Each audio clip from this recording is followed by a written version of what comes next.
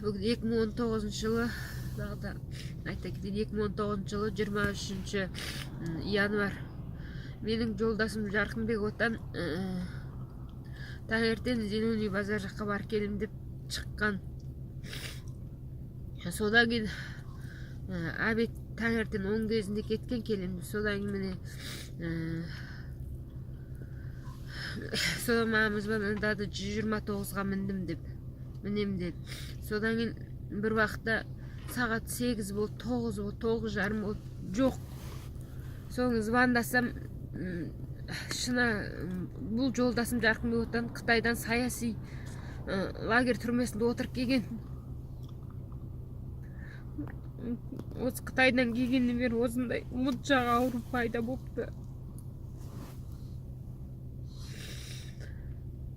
Соң звондадым, қайдасың Шынар, мен 129-дан түсіп қалдым, білмеймін қай жерде тұрғанымды, есімді білмеймін дейді.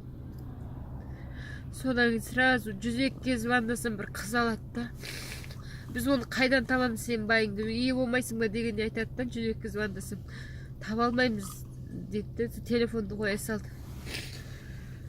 Сол Түркісіб районға бардым. Содан айтып едім, осылай күйеуім өстіп бұрын ауырмаған, осылай аяқ астынан үйден шығып міне таңға кеткен, оралмады 129-да. Олар да айтады, біз қарай алмаймыз. Негіз заң бойынша 3 күнсіз қарамайды. Бізге күйеуім бүгін керек қой. Ол далада мысалы слабость өзінде түрмеден шығып ендігінен денсаулығы жоқ. Қытайдың кесірінен бүкіл денсаулығы құртып жүрген қытайлар.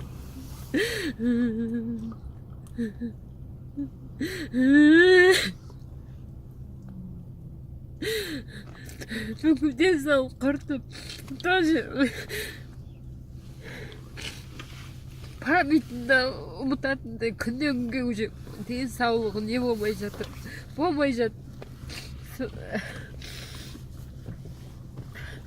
Содан Түркісіб қарай алмаймыз. Біз өздерің бар, біз андай аппараттарыңыз бар ма қарайтын десе, жоқ, сен ол үшін Америкаға бар дейді маған.